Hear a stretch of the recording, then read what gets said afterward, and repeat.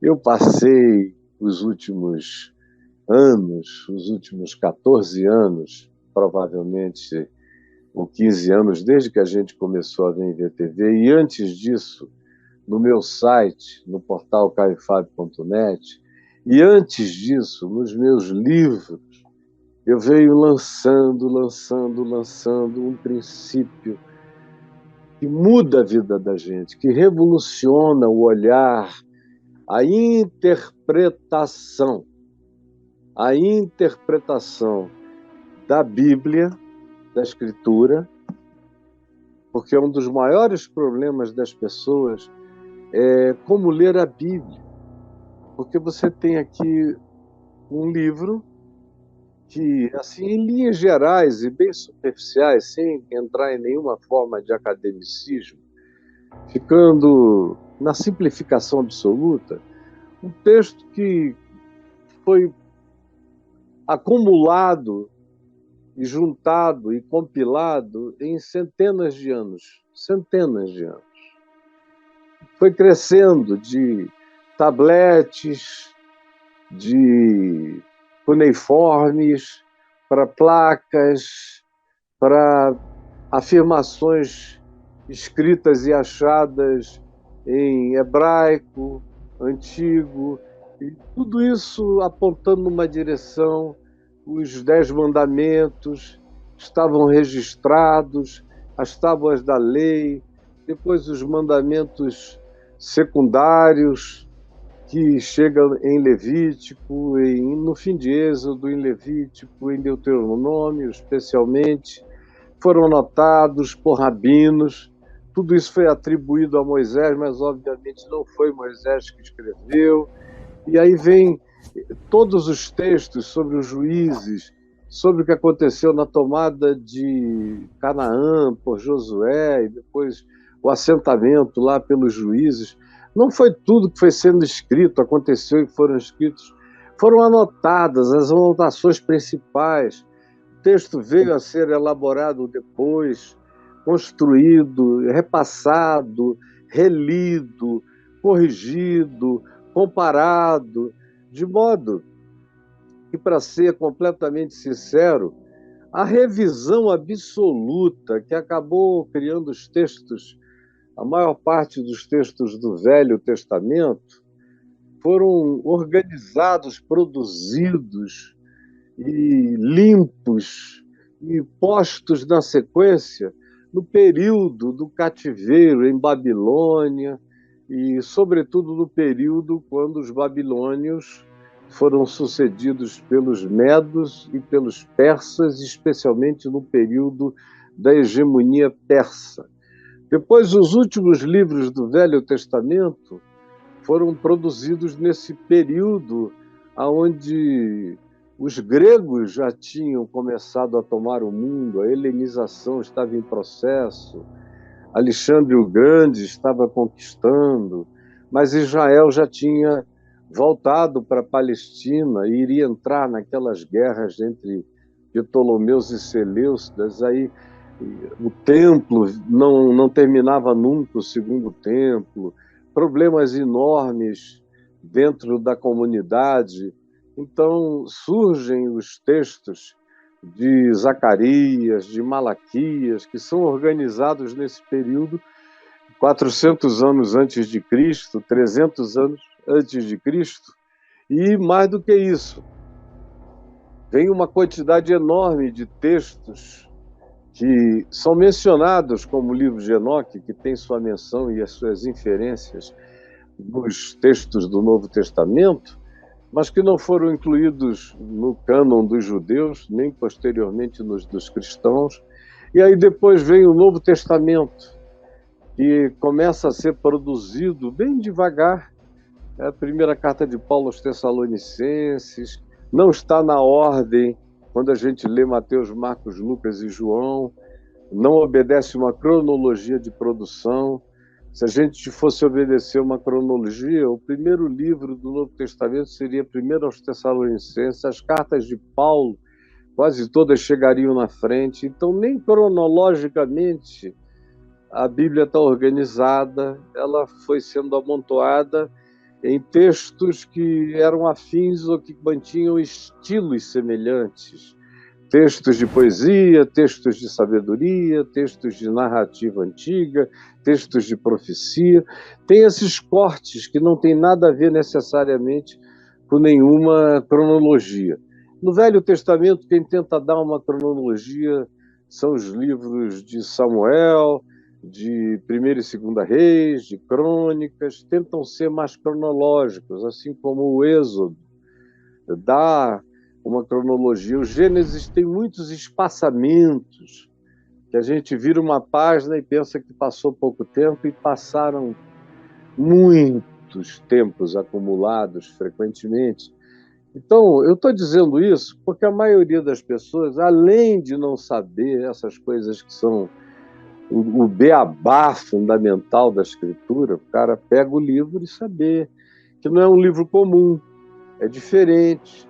É uma produção de uma acumulação, e foi escrito por muitos autores diferentes, atribuído a muitos autores e escrito por muitas pessoas anônimas, que pegaram a espinha dorsal do que era o ensino daqueles autores e simplesmente agregaram os significados da tradição oral que vinha passando sobre aquilo mesmo, e mantiveram a coerência, de modo que a Bíblia é profundamente confiável e coerente em todas as perspectivas, se você considerar esses aspectos: o tempo da produção, a diversidade dos autores. É uma coisa extraordinária, e as próprias contradições validam o significado dos textos. Porque quando você pega uma coisa, se você quiser saber se um documento é falso, é só ver a assinatura do documento e comparar com outras. Se forem assinaturas iguais e idênticas, o texto é falso, o documento é falso, porque ninguém assina a sequência de papéis que me trazem para assinar. E eu passei a vida assinando e rubricando coisas, milhões de assinaturas. Cada uma sai um pouco diferente, embora todas sejam do mesmo autor, e um especialista olhe e diga não, é o mesmo traço, foi ele mesmo. Mas não é igual. Quando é igual, é cópia. Não tem aquela autenticidade da produção original. Então, nesse caso, até as diferenças são validações dos textos, que um diz foram 30 mil, outros dizem foram 35 mil, narrando o mesmo episódio. Isso valida a história, não é um repeteco. Isso faz parte da validação. E no Novo Testamento é a mesma coisa. Então, no entanto, tem também as diferenças de conteúdo, como os cristãos do quarto século, que foram os que montaram essa Bíblia que a gente tem aqui. Depois, na Reforma Protestante, alguns livros foram tirados dos que foram colocados no tempo do Concílio de Nicéia, de concílios posteriores, e quando doutrinas fundamentais foram discutidas, e o cânon sagrado, que são os livros considerados sagrados, foram colocados na mesma conjunção de livro, de biblioteca. Na Reforma Protestante, alguns livros foram tirados. Por Lutero, vários outros seriam tirados também. Por ele, nem o Apocalipse ficaria, nem Tiago. Ele achava que tinha muita coisa que não ajudava a colaborar e para a compreensão. E o Velho Testamento, para ele, era totalmente obsoleto em muita coisa, exceto aquilo que desse testemunho de Cristo. Ele pensava de maneira bem simplificada sobre esse processo todo. Mas o fato é que nós temos aqui uma Bíblia que, se de um lado ela é luz ilumina, para a minha vida tem sido luz nesses 50 anos. Luz para minha família, para minha mãe, para minha avó materna, para o meu pai que se converteu lendo a Escritura sozinho.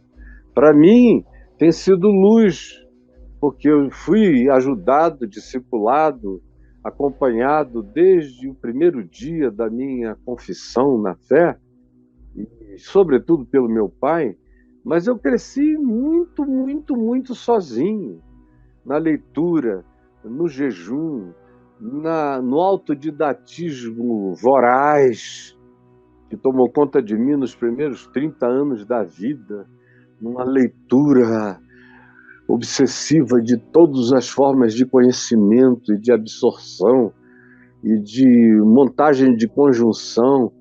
E eu via, como pastor, e vejo, que a grande dificuldade das pessoas é o fato da afirmação, desde o quarto século, desde Constantino, de que a Bíblia, dessa capa a essa capa, é a palavra de Deus vigente, vigente. Não tem nada demais dizer que a Bíblia é a palavra de Deus, desde que você diga que ela é a palavra de Deus em evolução, que o Velho Testamento tinha a palavra de Deus para a primitividade daquela sociedade, de 4.000 anos atrás, de 3.000 anos, de 2.000 anos, mas a palavra foi crescendo e ela própria vem dizendo o que nela é atualização e o que nela se tornou obsoleto.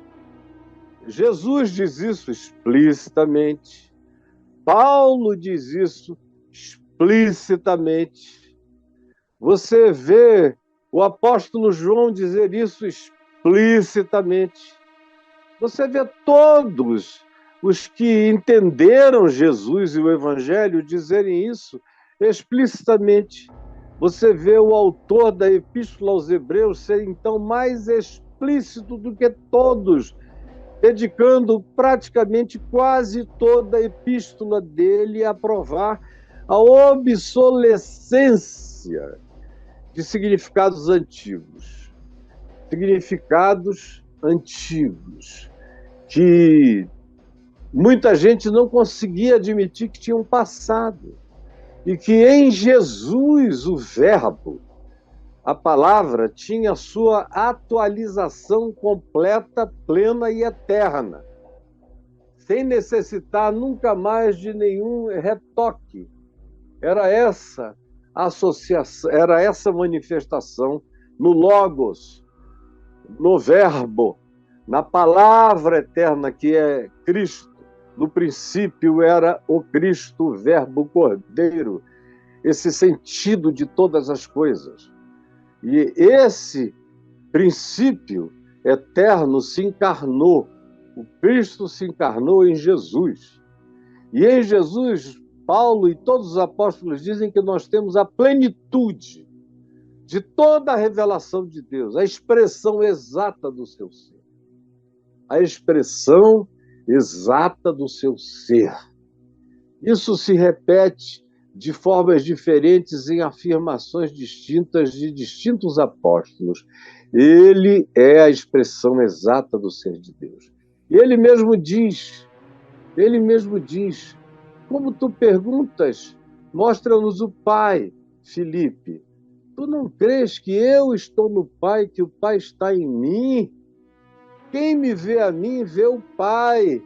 Jesus é essa palavra absoluta e é essa expressão exata do caráter de Deus, do ser de Deus, do coração de Deus. Deus não tem mais acréscimos a fazer a nenhuma revelação. Jesus é a plenitude, a totalidade. Eu não preciso saber nada do Velho Testamento, a não ser como validação e como aquilo que me dá conhecimento histórico para ver como essa gravidez de Deus na história cresceu até Jesus ser parido na plenitude dos tempos e trazer encarnadamente a palavra eterna para todos nós.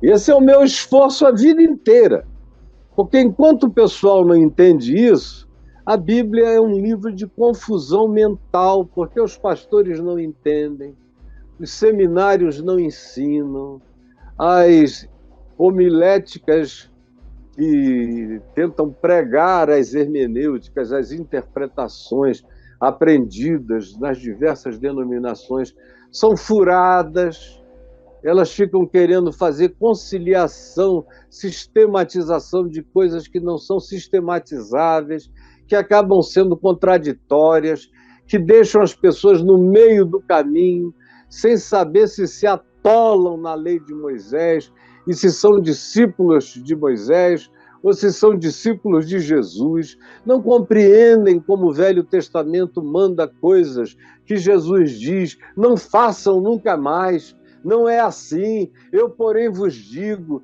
e os apóstolos também dizem, e as pessoas se esquizofrenizam, se angustiam, não sabem o que fazer, meu Deus, vão ficando perturbadas, loucas. E tem gente que, porque é muito primitiva, porque é violenta, porque é hostil, porque não gosta da pacificação. Outro dia eu vi um post de um cara dizendo, cuidado, para não se tornar tão pacifista que você perca o poder de se indignar com raiva contra o seu próximo. Aí eu fui ver que ideologia ele representava e estava claro. Ele era cristão de uma banda que, para poder praticar tudo que vem praticando nesses últimos anos, é discípula das pedradas do Velho Testamento e acha que o ensino de Jesus se tornou o que eles vieram a chamar de marxismo cultural. O amor de Cristo, a compaixão de Cristo, o acolhimento de Jesus, as pautas prioritárias de Jesus pelos doentes, pelos pobres, pelos angustiados, pelos desvalidos. Tudo isso é coisa de otário. Esse pessoal, de acordo com o Velho Testamento, está sob maldição e tem que ficar longe da gente e carregar sua maldição. Quem acabar com eles melhorou o mundo. Tem um monte de cristãos vivendo com esse pensamento. Vai crescendo em alguns lugares da Terra e que no Brasil se tornou grande. Dominou aproximadamente 60%, pelo menos, do pensamento cristão evangélico contemporâneo. E se mostrou presente em 90% dos pastores evangélicos do Brasil, porque não entenderam a coisa mais simples. Ou não quiseram acolher essa verdade, para não se converterem, como Jesus disse, para que, tendo olhos, não vejam, tendo ouvidos, não ouçam, tendo coração, não compreendam, e assim não se convertam, e assim não sejam por mim transformados. Porque o coração está endurecido e não querem aceitar o que eu venho ensinando há anos e ilustro nesse final de ano, nesse penúltimo programa deste ano. Jesus, sempre a chave hermenêutica. Olha só uma ilustração como as que eu uso. Olha aí, parece até o Sean Penn, mas você não enxerga de saída.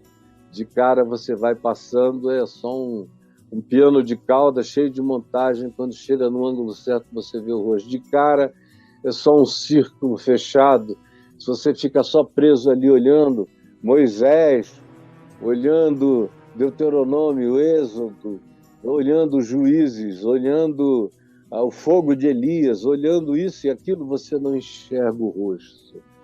Você tem que se afastar e enxergar a partir da distância proposta pelo Evangelho. E aí, vendo, você enxergará o rosto de Cristo na Escritura. Quando você lê a Escritura para trás, lê a Escritura para frente, tendo Jesus e os Evangelhos como sua pedra de esquina, como seu ângulo de percepção.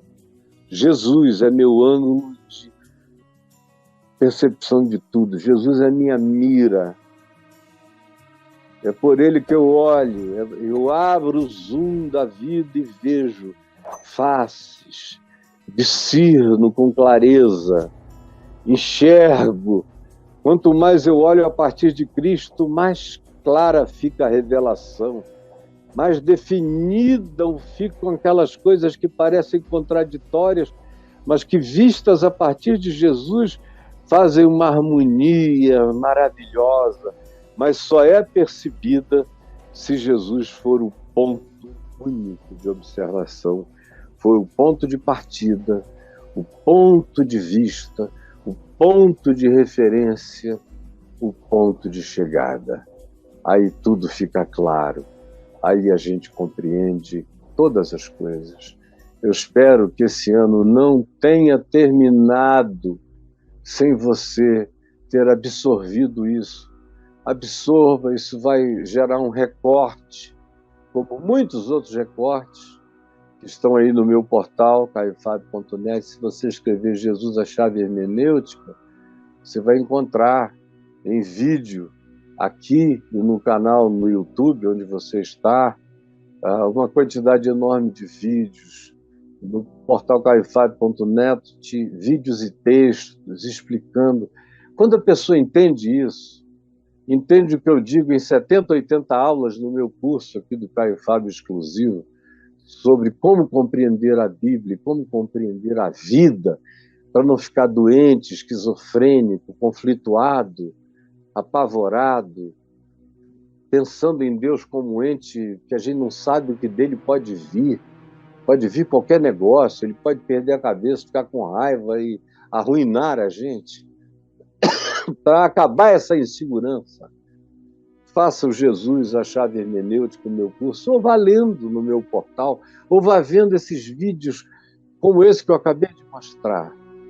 Estão aí e que juntos ajudam você a compreender. No portal Caio Fábio, no curso do Caio Fábio Exclusivo, você tem Jesus, a chave hermenêutica, que muda a compreensão. Não tem ninguém que faça esse curso, ninguém, eu desafio, faça esse curso que não enxergue a obviedade do que está explicado com uma simplicidade brutal.